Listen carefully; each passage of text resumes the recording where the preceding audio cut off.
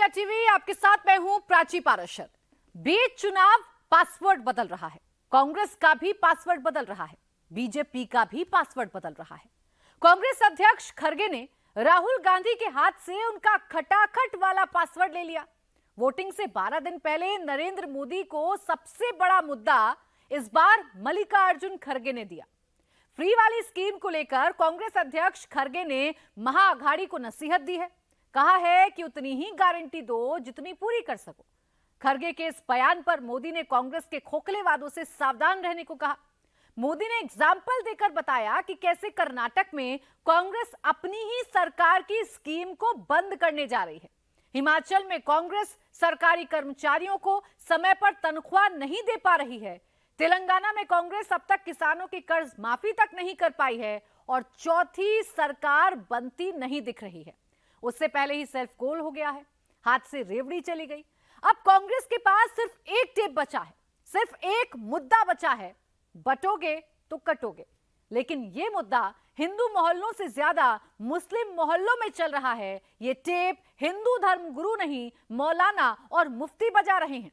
महाराष्ट्र में कौन सा खेल सच में हो रहा है, यह आपको बताते हैं। क्या राहुल गांधी का वन टाइम पासवर्ड खो गया है?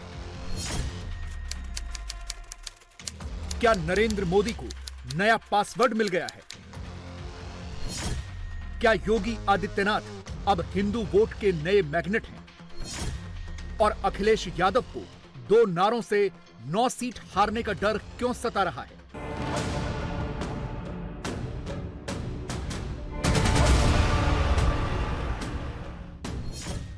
सबसे पहले ये चारों नारे सुनिए।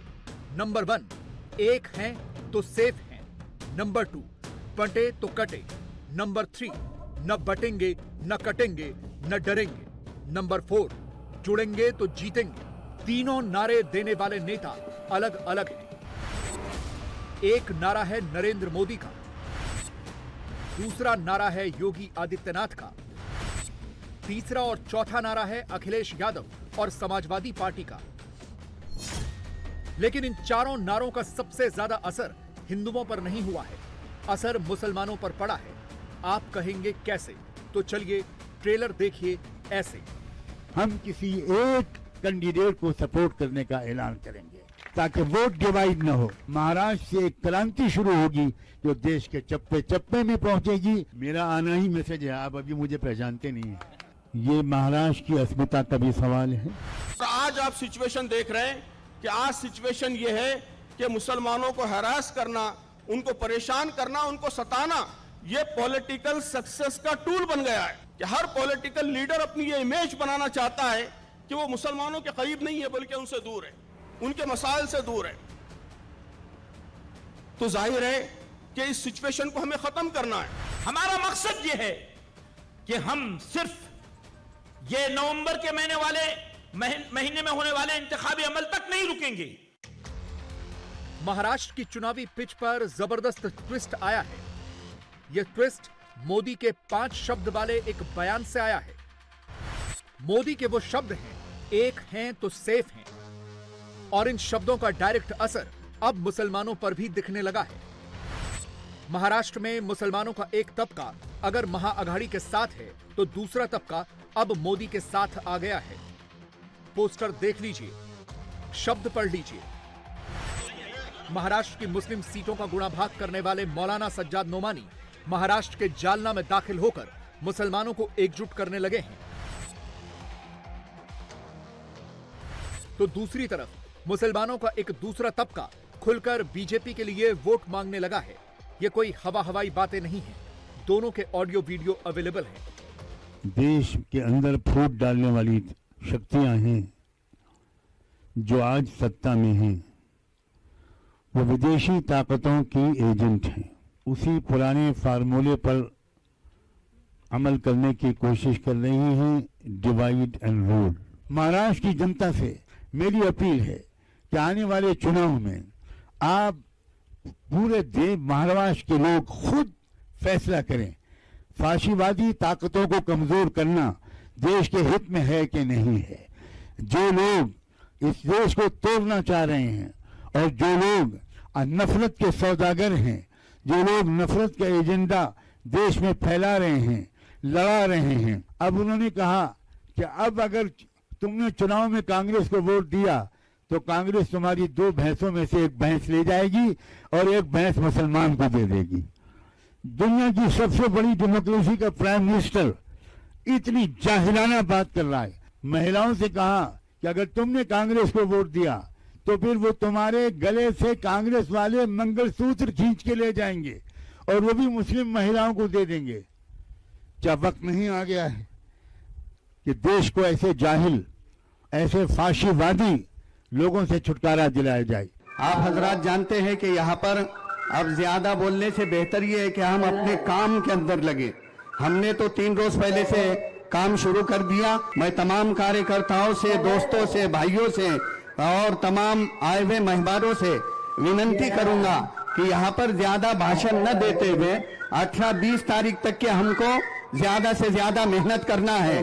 और मैं अपने समाज के तमाम लोगों से विनती करूंगा, ये बात जहन में रखें कि हमारे लिए हमारे साहब की निशानी कमल का फूल है। इसी निशानी का बटन दबाकर आने वाली 20 तारीख को भरघोस वोटों से जो है हमारे साहब को चुनकर लाए। यानी महाराष्ट्र में एक तरफ मुस्लिम समुदाय का वो तबका है जो खुलकर मोदी के साथ खड़ा दिख रहा है, महायुति के लिए वोट मांग रहा है। हमारे साहब की निशानी कमल का फूल है, इसी निशानी का बटन दबाकर। दूसरी तरफ मौलानाओं और मुफ्तियों का वो इकोसिस्टम है जो कभी महाअघाड़ी के लिए वोट मांग रहा है, कभी दलितों और मराठाओं के नाम पर मोदी विरोधी सियासी स्क्रिप्ट पढ़ रहा है। मगर एंटी मोदी इकोसिस्टम की तमाम कोशिशों के बावजूद महाराष्ट्र में पलड़ा मोदी के एक हैं तो सेफ हैं वाले नारे का ही भारी दिख रहा है। यूपी से लेकर झारखंड और महाराष्ट्र तक मोदी विरोधी गुट न बटेंगे न कटेंगे न डरेंगे का नैरेटिव तो चला रहा है, जुड़ेंगे तो जीतेंगे की बात भी कह रहा है। मगर वोटर्स पर असर तो मोदी योगी का ही दिख रहा है।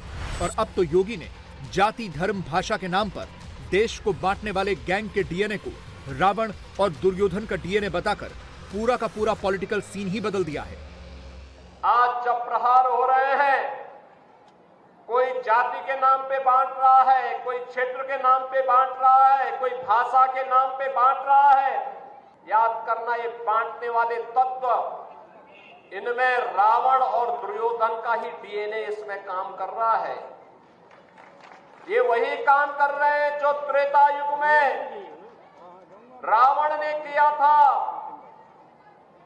और याद करना, जब भी आप इन लोगों को बांटने वाले तत्वों को धोखे से अगर मौका दे दिया, ये फिर वही काम करेंगे। मोदी योगी के दिए नारों के बाद मुसलमानों में रिवर्स पोलराइजेशन शुरू हो चुका है। महाराष्ट्र के मुस्लिम मोहल्लों में भाईजान को पॉलिटिकल और इलेक्टोरल ट्रेनिंग देने वाला वर्कशॉप खुल चुका है। बाकायदा पोस्टर लगा लगा कर बताया जा रहा है किसे वोट देना है, किसे नहीं।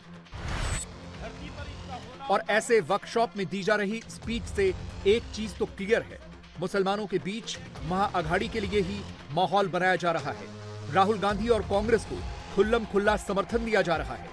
महाराष्ट्र की चुनावी पिच पर इमरजेंसी वाले स्क्रिप्ट पढ़कर मुसलमानों को राहुल की पार्टी को चुनने के लिए कहा जा रहा है। इंतखाबी सियासत, जिसके लिए हम इस वक्त एक हंगामी और इमरजेंसी दौर में आ चुके हैं, यह इंतखाबी सियासत है। हम यहां पर यह सोच रहे हैं कि ये फला पार्टी जीत कर आ जाए, फला पार्टी पोजीशन में आ जाए। बिलाशुबा हम चाहते हैं कि सेकुलर पार्टियां और वैल्यू बेस्ड पार्टियां, डेमोक्रेटिक और रिपब्लिक पार्टियां मैदान में आए।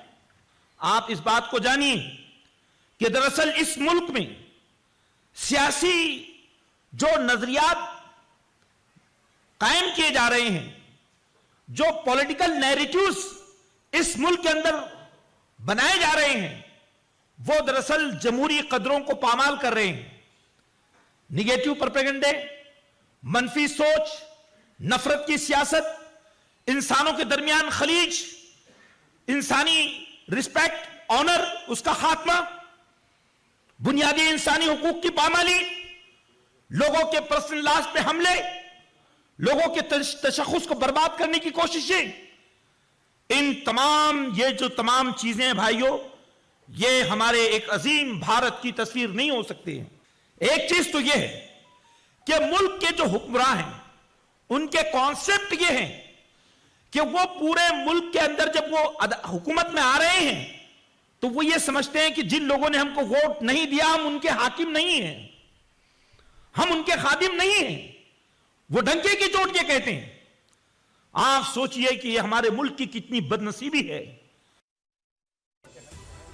महाराष्ट्र के मुसलमानों को कांग्रेस और राहुल की टीम अपने पाले में करने के लिए पूरी मेहनत कर रही है और एग्जाम्पल 2024 के लोकसभा चुनाव में महाराष्ट्र के नतीजों का दिया जा रहा है। अब की बार महाराष्ट्र का इलेक्शन ऐसा होगा जब इस साल थर्ड टाइम कांग्रेस और बीजेपी या कहें मोदी और राहुल की सीधी टक्कर होगी। 24 के लोकसभा चुनाव और हरियाणा में टक्कर पहले हो चुकी है। 24 के लोकसभा चुनावों की बात करें तो सिर्फ महाराष्ट्र की 48 लोकसभा सीटों पर आमने सामने की लड़ाई में बीजेपी कांग्रेस से हारी और उसकी वजह ही यही थी कि हिंदू बंट गए, मुसलमान एकजुट हो गए और कांग्रेस को फायदा पहुंचा गए। महाराष्ट्र की 48 लोकसभा सीटों में से कांग्रेस 17 सीटों पर लड़ी और 13 सीट जीतने में कामयाब रही, यानी यहां पर कांग्रेस पार्टी का स्ट्राइक रेट रहा करीब 76%। इसमें भी मुसलमानों ने एक बड़ा रोल प्ले किया क्योंकि 24 के लोकसभा चुनाव में कांग्रेस को 38% मुस्लिम वोट मिले जो 2019 से 5% ज्यादा थे। राहुल और महाआघाड़ी इसी मुस्लिम वोट वाले पैटर्न को महाराष्ट्र के विधानसभा चुनाव में दोहराना चाहते हैं, इसीलिए इन दिनों कैमरा देखते ही मुसलमान मुसलमान चिल्ला रहे हैं। भारतीय जनता पार्टी में आज जो माहौल है उसमें हर नेता इस बात का मुकाबला कर रहा है, कंपटीशन है कि मुसलमानों के खिलाफ कौन ज्यादा जहरीली बात कर सकता है। ये उनके दिल की बात भी हो सकती है। हजारों ख्वाहिशें ऐसी कि हर ख्वाहिश पे दम निकले, तो ये उनकी ख्वाहिश हो सकती है। भारतीय जनता पार्टी जब जब चुनाव आता है वो हिंदू मुसलमान को लड़ाने की बात करती है, जाट नॉन जाट करती है और हर चुनाव से पहले यूनिफॉर्म सिविल कोड का मुद्दा बन जाता है। अभी भी प्रधानमंत्री ने बोला है कि हम सेकुलर कोड बना रहे। अरे भाई, आप तो सेकुलरिज्म के खिलाफ रहे हैं। आपकी पार्टी तो लगातार हिंदू राष्ट्र की बात करती है, तो ये सेकुलर कोड कहां से आ गया? तो जब जब चुनाव आता है तब तब उनके लिए यही मुद्दे ज्यादा जरूरी हो जाते हैं। रही बात अखिलेश यादव की, तो वो दो अलग अलग नारों से यूपी और महाराष्ट्र दोनों को साध रहे हैं। यूपी में उपचुनाव है, महाराष्ट्र में भी सपा के उम्मीदवार हैं। सपा ने ये नारे इसीलिए इजाद किए हैं। खुद अखिलेश यादव हर रोज एक नया हैशटैग घुमा रहे हैं, एक नया टेक्स्ट चिपकाकर मुस्लिम वोटर्स को यूपी से लेकर महाराष्ट्र तक रिझा रहे हैं। मैं इसीलिए कह रहा हूं कि अखिलेश यादव केवल नारों से नहीं होगा। जो आप कह रहे हो जुटोगे तो जीतोगे। आप हिंदुओं को बांट करके और मुसलमानों को साथ लेकर के चुनाव तो जीत जाओगे, लेकिन पाकिस्तान और बांग्लादेश की स्थिति बनाने की योजना आपकी है। महाराष्ट्र में महाआघाड़ी को मुस्लिम वोट क्यों चाहिए, इसे भी कुछ फैक्ट से समझिए। महाराष्ट्र में 9 सीटों पर मुस्लिम आबादी 40% या उससे ज्यादा है। 15 सीटों पर मुस्लिम आबादी 30% है। 38 सीटों पर मुस्लिम आबादी 10 से 20% है। मुस्लिम बहुल आबादी वाली इन सभी सीटों पर मुसलमान किसी भी कैंडिडेट की जीत या हार तय करते हैं। इसीलिए अभी से महाआघाड़ी फुल ऑन मुस्लिम वोटों को कंसोलिडेट करने वाले प्रोग्राम पर काम शुरू कर चुकी है। मुस्लिम वोट किसको नहीं चाहिए? सबको चाहिए ना, सबको चाहिए मुस्लिम वोट। हमारे राज्य में, महाराष्ट्र में और भी मुसलमान लोग हिंदू बाहुल चुनाव क्षेत्र से चुनकर आए हैं और ये होना चाहिए पूरे देश में। कांग्रेस पार्टी के साथ ही मुसलमान रहेगा, हमारे साथ नहीं रहेगा, नहीं। मुसलमान इस देश का नागरिक है, मुसलमान इस देश का अधिकृत वोटर है, जिसको चाहे वो वोट दे सकता है। 2014-2019 में मुसलमानों ने मोदी जी को वोट दिया था, सबको मालूम है। 2019 में मुसलमानों ने मोदी जी को वोट दिया था। आप अगर बूथ वाइज आकलन करें तो आपको पता चलेगा।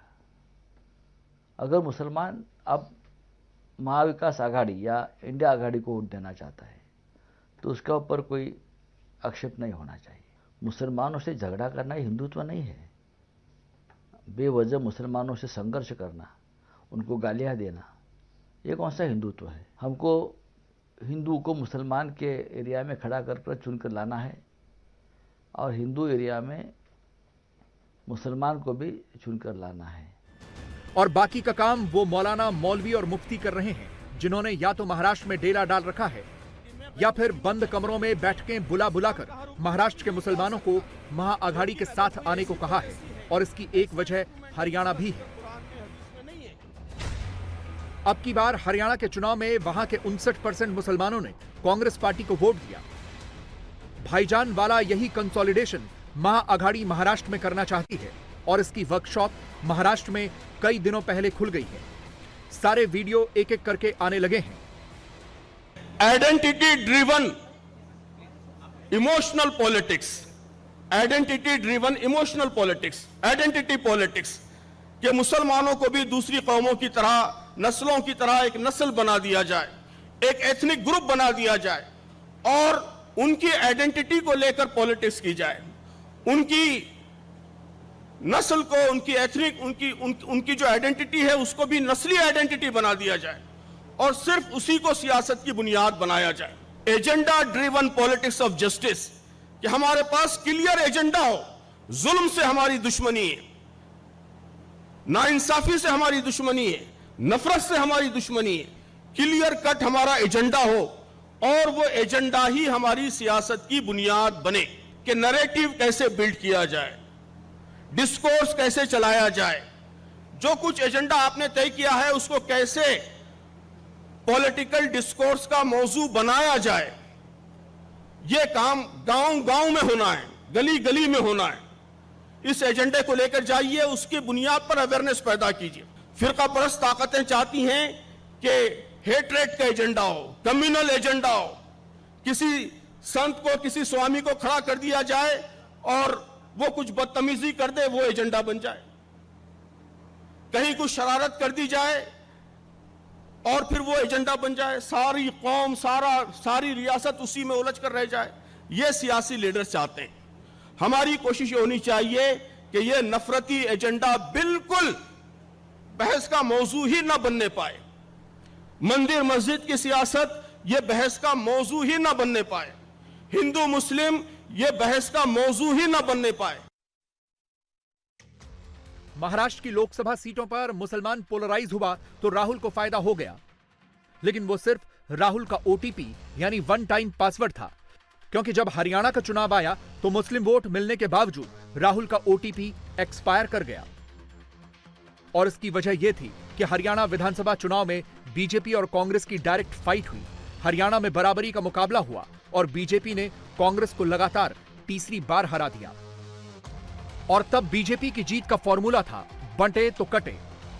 महाराष्ट्र में लोकसभा चुनाव के वक्त राहुल का कांग्रेस का तुक्का चल गया। हरियाणा आते आते वो तुक्का फेल हो गया। हिंदू बंटने के बजाय एकजुट हो गया। मुस्लिम वोट पाकर भी कांग्रेस हार गई। और अब महाराष्ट्र में भी वही संकेत मिल रहे हैं। मोदी का एक है तो सेफ है वाला मैसेज हिंदू भी समझ चुका है, मुसलमान भी समझ चुका है। अब की बार पासा पलटता दिख रहा है। राजनीति में हास्य, व्यंग, फन, कार्टून सब चलता है। उन्हें एक संदेश दिया है तो संदेश जिनको सुनना है वो सुन रहे हैं। जो वोट बैंक की पॉलिटिक्स के लिए किसी सीमा तक जा सकते हैं, ये सच्चाई है कि नहीं है? एक देश के बड़े नेता हैं, राम मंदिर के उद्घाटन को नाच गाना बोल रहे थे कि नहीं बोल रहे थे? क्या कहा जाए उनको? शर्म आती है। इस तरह के टिप्पणी क्या किसी अन्य आस्था के बारे में वो बोल सकते हैं? उनको बोलने दिया जाएगा? लेकिन योगी ने, मोदी ने महाराष्ट्र चुनाव को लेकर जो नैरेटिव सेट किया है, जो स्लोगन दिया है, उसने मोदी विरोधी इकोसिस्टम को काफी गहरा झटका दिया है, तिल मिलाकर रख दिया है और उसका प्रसारण भी होने लगा है। देखिए, प्रधानमंत्री जी, कोई ऐसा मौका नहीं है जहां डॉग विस्लिंग ना कर ले। डॉग विसिल पॉलिटिक्स अगर देश के प्रधानमंत्री का मंत्र हो जाए तो बड़ी मुश्किल है। और जब एक की बात करेंगे ना प्रधानमंत्री जी, मैं आपसे और वो जो यूपी वाले हैं जो स्लोगन देते हैं सीवर में उतर के मरने वाला कौन है प्रधानमंत्री जी? वो इस एक का हिस्सा नहीं है। वो आपकी सोच और समझ से परे है, उसके बारे में विचार ना हो। आप अक्सर इन चीजों को नजरअंदाज करते हैं। सुनने में बड़ा अच्छा लगता है, एक रहेंगे तो सेफ रहेंगे। कौन सा एक भाई? इस बीच महाराष्ट्र और झारखंड के चुनाव से ठीक पहले बीजेपी को बैठे बिठाए एक और मुद्दा मिल गया है, और यह मुद्दा खुद कांग्रेस अध्यक्ष खड़गे ने दे दिया है। महाअघाड़ी 6 नवंबर को मुंबई में अपना गारंटी पत्र जारी करने वाली है। राहुल खुद भी वहां मौजूद रहेंगे, मगर उससे पहले ही खड़गे के एक बयान पर बवाल मच गया है। खड़गे ने ऑन कैमरा महाअघाड़ी को यह नसीहत दे दी कि चुनाव में उतनी ही गारंटी दो जितनी पूरी हो सके या पूरी कर सको। 5 ಗ್ಯಾರಂಟಿ ಕೊಟ್ಟಿದ್ರು, ಎಷ್ಟು ಕೊಟ್ಟಿದ್ರು? 5. ಈಗ ನಿಮ್ಮ 5 ನೋಡಿ ನಾನು 5 ಅಲ್ಲಿ ಹೇಳಿನಿ. ಈಗ ಮಹಾರಾಷ್ಟ್ರದ 5 ಗ್ಯಾರಂಟಿ, ನೀ ಗ್ಯಾರಂಟಿ ಒಂದು ಕೈ ಬಿಡ್ತೀನಿ ಅಂತ ಹೇಳಿದಿ ಇವತ್ತು. ನೀವು ಓದ್ತಿಲ್ಲಪ್ಪ ಪೇಪರ್ಗಳು, ನಾವು ಪೇಪರ್ನಾಗ ಬಂದಿದ್ದು ನೋಡ್ತೇವೆ. ಸೊ ಇರ್ಲಿ ಅದಕ್ಕೆ ಬಂದಿದೆ ಇವತ್ತು ಪೇಪರ್ನಲ್ಲಿ. ಆಯ್ತು ಕೇಳಿ, ಬೇರೆಯವರು ಹೇಳ ಅವರಿಗೆ ಒಂದು ಒಳ್ಳೇದಾಯ್ತಲ್ಲ. ಸೊ ಅದಕ್ಕಾಗಿ ಯಾವುದೇ ಹೇಳಿ ಅದನ್ನು ನಾವು ಮಾಡಿ, ಈಗ ನಾವು ನಿಮಗೆ ಅನುಕರಣೆ ಮಾಡ್ತೀವಿ. ಅಲ್ಲಿ ಮಹಾರಾಷ್ಟ್ರದಾಗ ಯಾವುದು ಮಾಡಬೇಕಂದ್ರೆ ನಾ ಹೇಳಿದೆ 5, 6, 10, 20 ಹೇಳಕ್ಕೆ ಹೋಗ್ಬೇಡಿ. ನಿಮ್ಮಲ್ಲಿ ಏನು ಬಜೆಟ್ ಇದೆ ಆ ಬಜೆಟ್ ತಕ್ಕಂತೆ ಗ್ಯಾರಂಟಿಗಳು ಕೊಡಿ. ಇಲ್ಲ ಬಜೆಟ್ ಬಿಟ್ಟು ನೀವು ಗ್ಯಾರಂಟಿಗಳು ಕೊಟ್ಟರೆ ಇಲ್ಲಿ ದಿವಾಳಿ ಎದ್ದು ಹೋಗ್ತದೆ. ಈಗ ಒಂದು ಬಟ್ಟಿ ಮಣ್ಣು ಹಾಕಕ್ಕೆ ಸಡಕ್ ಮ್ಯಾಗಿಲ್ಲ, ಇದು ಇಲ್ಲ, ಎಲ್ಲರೂ ನಿಮ್ಮ ಮೇಲೆ ಬೀಳ್ತಾರೆ. ಆಮೇಲೆ ಈ ಸರ್ಕಾರ ಫೇಲ್ ಆದರೆ ಮುಂದಿನ ಜನರೇಷನ್ಗೆ ಏನು ಇಟ್ಟು ಹೋಗಲ್ಲ. खड़गे का इतना कहना था कि बीजेपी ने इस बयान को हाथों हाथ पिक कर लिया। खुद प्रधानमंत्री नरेंद्र मोदी ने अटैकिंग लाइन ले ली। बैक टू बैक 4 पोस्ट करके कांग्रेस के रेवड़ी कल्चर की, कांग्रेस के खोखले वादों की पोल खोल दी और महाराष्ट्र के वोटर्स को कांग्रेस और महाअघाड़ी के इरादों से सावधान रहने की नसीहत दे दी। आज कांग्रेस पार्टी ने अपने अध्यक्ष के माध्यम से पहली बार स्वीकार किया है कि कांग्रेस के द्वारा जो होता रहा है वो जनता की आंखों में धूल झोंकने की बात रही है। क्या श्रीमान खड़गे साहब माफी मांगेंगे? जो तेलंगाना में हो रहा है, जो कर्नाटका में हो रहा है, जो हिमाचल प्रदेश में हो रहा है, और जिस तरह से तथाकथित इंडिया गठबंधन के लोग घोषणा का अंबार लगाने की बात कर रहे हैं महाराष्ट्र में, झारखंड में, ये क्या है? वहां भी वही होगा, जनता की आंखों में धूल झोंकने की बात होगी। तो कृपया करके आने वाले चुनाव में वहां की जनता भी समझे इस बात को कि आगे से ये उनके अध्यक्ष का वक्तव्य है, और वो जब घोषणा करें तो पहले पूछें इस घोषणा का आधार क्या है, बताओ करोगे कि नहीं करोगे? या वही होगा जो हिमाचल, कर्नाटका और तेलंगाना में हो रहा है। और हरियाणा के लोग समझ गए, और जलेबी के मैन्युफैक्चरिंग की बात बताई गई, फैक्ट्री में जलेबी बनेगी, उससे और भी समझ गए। तभी तो देखिए रिजल्ट हुआ ये। जब ये आपने स्वीकार किया है तो कांग्रेस की कलई खुली है, कांग्रेस की सच्चाई सामने आई है। मोटी बात यह है खट खटाखट का क्या होगा, और खट खटाखट में वो माफी मांगेंगे कि नहीं मांगेंगे, ये सवाल है। मोदी ने जैसे ही अटैकिंग लाइन ली, महाराष्ट्र में सियासी भूचाल आ गया और बीजेपी के तमाम बड़े नेताओं ने कांग्रेस के खोखले वादों पर रिएक्ट करना शुरू कर दिया। इस तरह चुनाव शुरू होने से पहले ही राहुल का महाराष्ट्र वाला ओटीपी भी एक्सपायर कर गए। राहुल गांधी खुद परेशान है खड़गे जी से। राहुल गांधी चुप तो ऐसे चीजों में रहते ही हैं, खुद परेशान हैं खड़गे के पोल खोलने से कि खटाखट मत करो, फटाफट जनता सबक सिखा दे रही है। हिमाचल में अब ये इनके हैकड़ी बंद हो गई है, जो वादा किया था वो बजट में पैसे नहीं हैं, सरकार कर्नाटक में पैसे नहीं हैं वेतन देने के लिए, ये खटाखट फटाफट सब बंद हो गया। बांग्लादेश में इस बार भी हिंदुओं ने ठीक से दिवाली नहीं मनाई। बांग्लादेश में इस बार भी ठीक से दिया नहीं जले। हिंदू खौफ में रहे, ये बात अमेरिका तक पहुंच चुकी है। डोनाल्ड ट्रंप ने दिवाली की बधाई देते हुए बांग्लादेश में हिंदुओं के खिलाफ हो रही हिंसा को कड़ी निंदा की। ट्रंप ने कहा, बांग्लादेश में पूरी तरह से अराजकता की स्थिति है, हिंदुओं पर हमले हो रहे हैं, उनकी संपत्ति लूटी जा रही है। हिंदुस्तान में जब नारे लगते हैं बटोगे तो कटोगे, तो इसका मतलब क्या है? इसे समझना है तो आपको आज के बांग्लादेश की तस्वीर देखनी चाहिए। क्या बांग्लादेश में हिंदू दिवाली भी नहीं मना सकते? क्या बांग्लादेश में दिया जलाना, पूजा करना गुनाह हो गया? ट्रंप ने क्यों उठाई बांग्लादेश के हिंदुओं की आवाज? बांग्लादेश में कट्टरपंथ चुन चुनकर हिंदुओं को निशाना बना रहा है। उन्हें दुर्गा पूजा और दिवाली जैसे बड़े त्योहार भी नहीं मनाने दे रहे हैं। 5 अगस्त के बाद बांग्लादेश के 48 जिलों में हिंदुओं पर हमले हुए। 278 जगहों पर हिंदुओं को कट्टरपंथियों ने निशाना बनाया। महिलाओं से तलवार की नोक पर बदसलूकी की। गैंग रेप, मर्डर जैसे जघन्य अपराध अंजाम दिए गए। दुकानें लूटी गईं, जमीनों, तालाबों, बागानों पर कब्जा कर लिया गया। गांव के गांव जला दिए गए।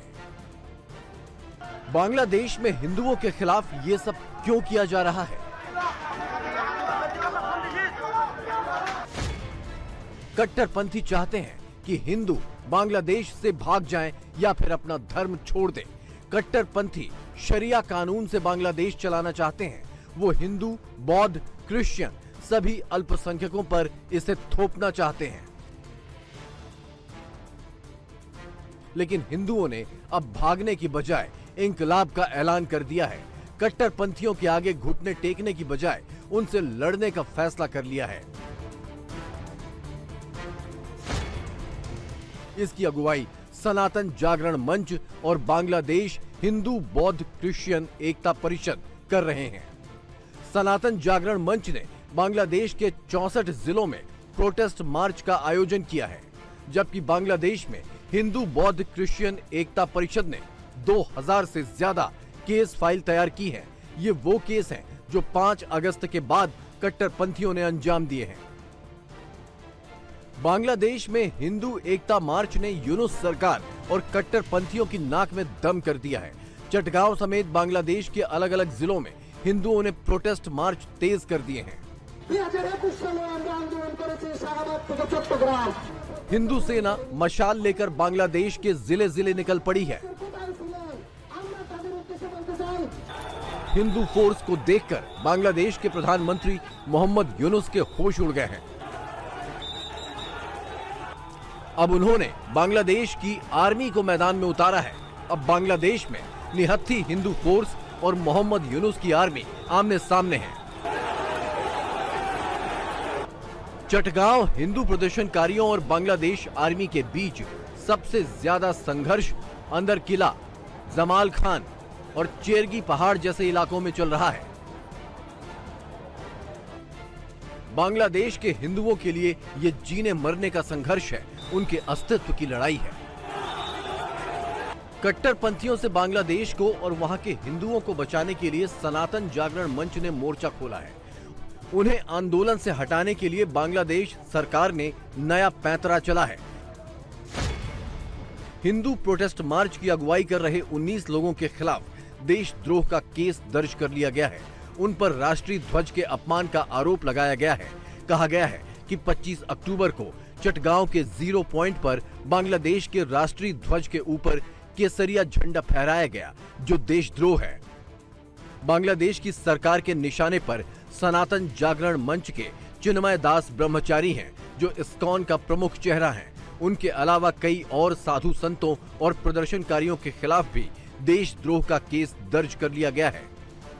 इनमें लीला राज दास ब्रह्मचारी, गोपाल दास टीपू, डॉक्टर कथक दास, इंजीनियर अमित धर, रोनी दास, राजीव दास, कृष्ण कुमार दत्ता, जीकू चौधरी, नूतन डे, तुषार चक्रवर्ती, मिथुन डे, रूपन धर, रिमोन दत्ता, सुकांता दास, विश्वजीत गुप्ता, राजेश चौधरी और हृदय दास शामिल हैं। पुलिस ने राजेश चौधरी और हृदय दास को गिरफ्तार भी कर लिया है। আমি আজকে রাত্রির খবর পেলাম রাত্রে 12টার পরে অর্থাৎ দিবাগত রাত 31 তারিখ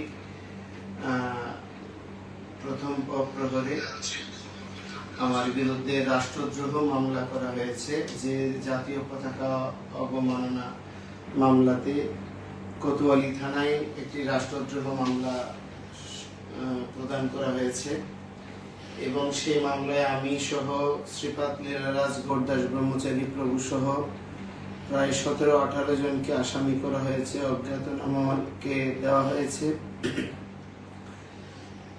আমরা বিগত 5ই আগস্টের পরে সনাতনী জনগোষ্ঠীর উপর অবর্ণনীয় অত্যাচার প্রতিরোধ করার জন্য এবং রাষ্ট্রের স্থিতিশীলতা আনয়ন করার জন্য সনাতনীদের আত্মপীড়িত স্মৃতিকে ব্যবহার করে কেউ যাতে এই আন্দোলনকে ভিন্ন খাতে প্রবাহিত করতে না পারে সেজন্য আমি সহ সমস্ত সাধু সন্তরা আমরা মাঠে নেমেছি এবং সুশৃঙ্খলভাবে আমাদের মৌলিক বেঁচে থাকার তাগিদ স্বরূপ। सनातन जागरण मंच का आरोप है कि मोहम्मद यूनुस की सरकार ने हिंदुओं को डराने के लिए देशद्रोह के फर्जी केस बनाए हैं। बाएं तरफ की तस्वीर देखिए, जहां एक मीनार पर 2 झंडे लगे हैं, नीचे बांग्लादेश का नेशनल फ्लैग है, उससे सटा हुआ एक और झंडा है, जबकि दाहिनी तरफ तस्वीर में एक मुस्लिम शख्स सड़क पर बांग्लादेश के झंडे को पैर के नीचे रखकर खड़ा है, लेकिन उस पर देशद्रोह का कोई केस नहीं लगा। लेकिन ऐसे फर्जी आरोपों से बांग्लादेश के हिंदू अब डरने वाले नहीं हैं।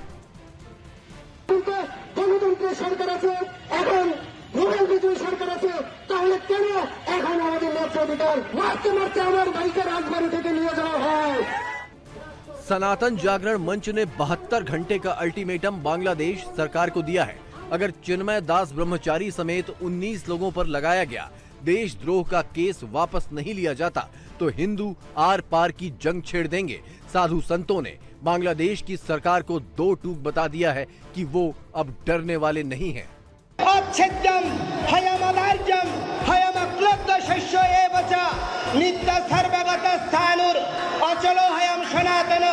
आत्मा के छेदन करा जाए ना, पोड़ानो जाए ना, शोकानो जाए ना, ताके जले डुबानो जाए ना, সেই অবিনাশী আত্মা হচ্ছে আমার স্বরূপ। প্রতিটি সনাতনী অমৃতের সন্তান, চিন্মন্ত বিশ্বে অমৃতস্য পুত্রা। অনেকে তো একবার মরে আর আমরা শুধু বারংবার জন্মগ্রহণ করি, আমাদের মৃত্যু হয় না। তো সুতরাং যাদের মৃত্যু নেই তারা কেন ভীত হবে? যারা ভীত হবে তারা অমৃতের পুত্র নয়। যারা ভীত, যারা কাপুরুষ, তারা বঙ্গজননী সুদেশনার পুত্র হতে পারে না। सनातन जागरण मंच ने अल्टीमेटम देने के साथ साथ 8 डिमांड भी सरकार के सामने रखी हैं। हिंदू अल्पसंख्यकों के खिलाफ अपराध में शामिल अपराधियों पर मुकदमा चलाने के लिए न्यायाधिकरण बनाया जाए, पीड़ितों को उचित मुआवजा मिले और उनका पुनर्वास हो, अल्पसंख्यक संरक्षण कानून लागू हो, अल्पसंख्यक मामलों के मंत्रालय का गठन किया जाए, शैक्षणिक संस्थानों और छात्रावासों में अल्पसंख्यकों के लिए प्रार्थना कक्ष या पूजा स्थल का निर्माण हो, हिंदू, बौद्ध और ईसाई कल्याण ट्रस्टों को फाउंडेशन के स्तर पर विकसित किया जाए, संपत्ति पुनर्प्राप्ति एवं संपत्ति संरक्षण अधिनियम लागू हो, संस्कृत और पाली शिक्षा बोर्ड का आधुनिकीकरण हो, दुर्गा पूजा पर 5 दिनों की छुट्टी की घोषणा हो। बांग्लादेश की सरकार के लिए ये शर्तें मानना आसान नहीं होगा, क्योंकि कट्टरपंथी और खालिदा जिया की बीएनपी जैसी पार्टियां उसे ऐसा करने नहीं देंगी। ऐसे में बांग्लादेश में हिंदू आंदोलन आने वाले दिनों में और तेज होने के आसार है, क्योंकि सनातन जागरण मंच ने अब आर पार की ठान ली है। আধারিত করে আমরা এই আন্দোলন অব্যাহত রেখেছি এবং বিগত 25 তারিখ অক্টোবর শুক্রবার আপনাদের সকলের সহযোগিতায় প্রশাসন এবং সমস্ত সেনাবাহিনী এজেন্সি এবং সর্বস্তরের মানুষের সহযোগিতায় স্মরণকালের সর্ববৃহৎ একটি প্রতিবাদ সভা চট্টগ্রাম লালদিঘি ময়দানে অনুষ্ঠিত হয়। তো এই আন্দোলন এবং বিভাগীয় শহরসমূহে যে আমাদের আন্দোলন, बांग्लादेश में देशद्रोह के साथ साथ ईश निंदा कानून का सहारा भी हिंदुओं को सताने और जेल में डालने के लिए लिया जा रहा है। बांग्लादेश के फरीदपुर में आर्मी एक हिंदू लड़के हृदयपाल को पीटते हुए ले जा रही है। कट्टरपंथियों ने उस पर इस्लाम का अपमान करने का आरोप लगाया है।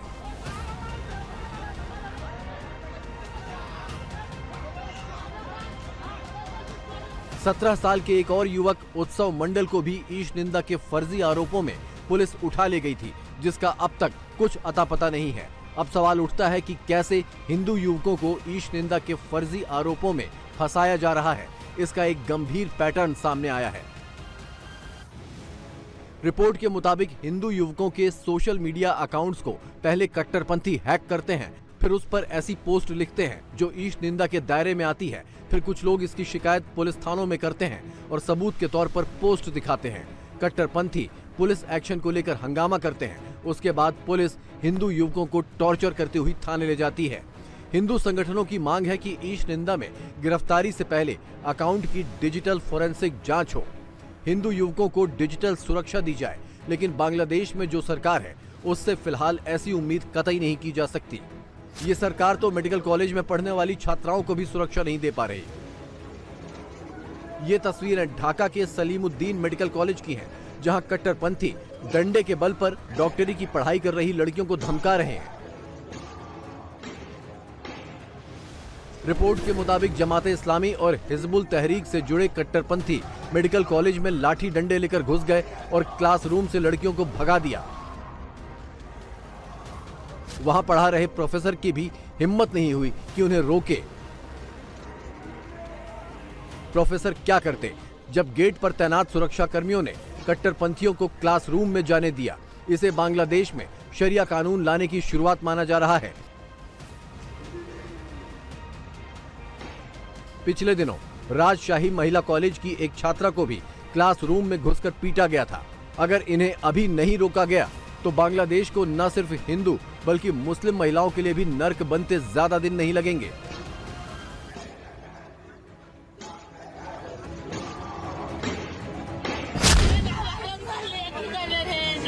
बांग्लादेश के गैबंद जिले में एक व्यापारी श्रीधाम को त्योहार के मौके पर पीट पीट कर मार डाला गया। उसका कसूर सिर्फ इतना था कि वो हिंदू था, जबकि उसने जीते जी तमाम मुस्लिम परिवारों की भरपूर मदद की थी। लेकिन बांग्लादेशी कट्टरपंथियों के दिमाग में इस्लामिक राष्ट्र बनाने का भूत इस कदर सवार है कि वो हिंदू का नाम सुनकर ही हमलावर हो जाते हैं।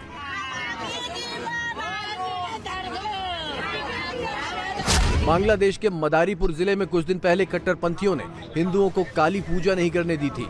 पंडाल में तोड़फोड़ और जमकर उपद्रव किया था। हालात इस कदर बिगड़ गए थे कि काली पूजा आर्मी की सुरक्षा में करानी पड़ी। कुमिला जिले में काली प्रतिमा को पूजा पंडाल में ले जाते वक्त कट्टरपंथियों ने हद कर दी थी। हिंदुओं पर पहले खौलता पानी फेंक दिया, फिर पथराव कर मूर्ति खंडित करने की साजिश की। जब आसपास के सैकड़ों हिंदू वहां इकट्ठा हुए तब कहीं जाकर मां काली की मूर्ति मंडप तक पहुंच पाई। कट्टरपंथियों के दबाव में हिंदुओं को नौकरियों से भी निकाला जा रहा है। बांग्लादेश की शारदा पुलिस एकेडमी में ट्रेनिंग ले चुके 252 पुलिस सब इंस्पेक्टरों को बर्खास्त कर दिया गया क्योंकि वो हिंदू थे। चटगांव यूनिवर्सिटी के इतिहास के प्रोफेसर रोंटू दास को जान से मारने की धमकी दी गई। मजबूर होकर उन्होंने इस्तीफा दे दिया। बांग्लादेश में कट्टरपंथी हिंदुओं के साथ साथ शेख हसीना के समर्थकों को भी निशाना बना रहे हैं। जाति पार्टी के दफ्तर में पहले तोड़फोड़ की गई, फिर उसे आग के हवाले कर दिया गया। जाति पार्टी बांग्लादेश की तीसरी बड़ी पार्टी है जो शेख हसीना की समर्थक है, इसीलिए वो कट्टरपंथियों के निशाने पर है। डोनाल्ड ट्रंप ने बांग्लादेश में हिंदुओं पर हो रहे अत्याचार का मुद्दा उठाकर इसे ग्लोबल मुद्दा बना दिया है। विश्व हिंदू परिषद ने ट्रंप के बयान का समर्थन किया है। ये एक स्वागत कदम है। देखिए कि कोई वर्ल्ड लीडर और खासकर अमेरिकन लीडर इस बात को एक्नॉलेज कर रहा है कि हाँ, बांग्लादेश में जो कुछ हुआ है वो गंभीर था और नहीं होना चाहिए था और इसी चीज़ें रुकनी चाहिए थी। तो ये एक स्वागत कदम है। लेकिन साथ ही साथ एक बड़ी अजीब विचित्र विडंबना है देश की और दुनिया की कि जब हिंदुओं के ऊपर हमले होते हैं, हिंदुओं को सताया जाता है, तो न सिर्फ बाकी वर्ल्ड लीडर्स जो है ना चुप्पी साध लेते हैं, अपितु साथ ही साथ उस ऑपरेशन को ऑपरेशन नहीं माना जाता, उसको उत्पीड़न को उत्पीड़न नहीं माना जाता, ऐसी खबरों को छुपाया भी जाता है। तो ये स्वागत कदम है। मैं कहता हूँ डोनाल्ड ट्रंप ही क्यों, यूएन सेक्रेटरी जनरल को और बाकी लोगों को भी इस बारे में और यूएनएचआरसी को भी आगे आना चाहिए। बांग्लादेश में जो कुछ हुआ और हो रहा है बेहद गंभीर है। विपक्ष इस पर भी राजनीति से बाज नहीं आ रहा। तुष्टीकरण की राजनीति करने वाली कांग्रेस मोदी सरकार पर हमलावर है। नहीं, मैं भी सहमत हूँ। और वो कमला और ट्रंप की आपसी लड़ाई है, उनका अंदरूनी मामला है। बांग्लादेश में हिंदू बुद्धिस्ट खतरे में हैं और इसके लिए केंद्र सरकार भी जिम्मेदार है। जब बांग्लादेश में तख्ता पलट हो रहा था तो हमारी सरकार सो रही थी। पड़ोसी देश है, हमारे पास टेक्नोलॉजी है, साधन है, सारी चीज संपन्नता है हमारे यहाँ। तो आईएसआई और जमात इस्लामी हिंद आकर के अपना ऑपरेशन कर देती, तख्ता पलट देती है और इनको भनक तो नहीं लगती। अगर कांग्रेस की सरकार केंद्र में होती, ऐसा बांग्लादेश में हुआ होता, कितने धरने प्रदर्शन पूरे देश में होते कि ये सरकार निकम्मी है, हिंदुओं की रक्षा नहीं कर पा रही। हम यही बात अब बीजेपी से पूछना चाहते हैं।